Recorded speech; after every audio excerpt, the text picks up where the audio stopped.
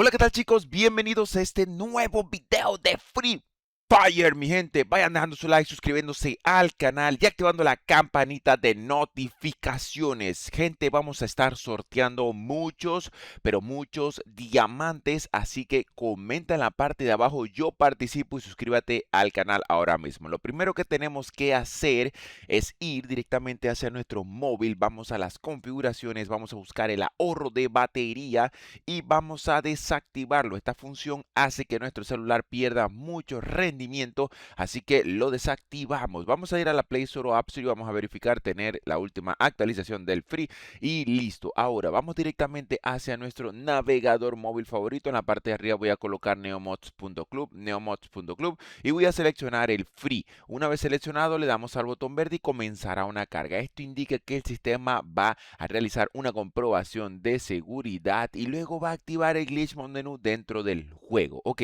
una vez termine esta carga nos va a salir el siguiente apartado donde nos indica lo siguiente. Complete dos tareas para desbloquear el mod, siga las instrucciones para completar las tareas. En la parte de abajo se pueden dar cuenta que yo tengo varias tareas. Yo voy a realizar dos de ellas. Primero voy a leer las instrucciones y luego las voy a realizar. Yo voy a realizar la segunda tarea y la cuarta tarea, que me parecen sumamente sencillas, así que voy a realizarlas y vuelvo. Mi gente, si les aparecen tareas diferentes a las que ven en pantalla, simplemente lean las instrucciones. Así que vamos allá, voy a completar las tareas y volvemos. Una vez completadas las dos tareas, volvemos aquí y vamos a esperar alrededor de 5 minutos. Luego de esto vamos a actualizar. Al momento de hacerlo debería arrojarnos este mensaje de plugin inyectado con este check verde. Esto indica que ya absolutamente todo ha sido finalizado de manera correcta. Ahora vamos a ir directamente hacia el juego y pues lo vamos a abrir y listo, muchachos. Recuerden,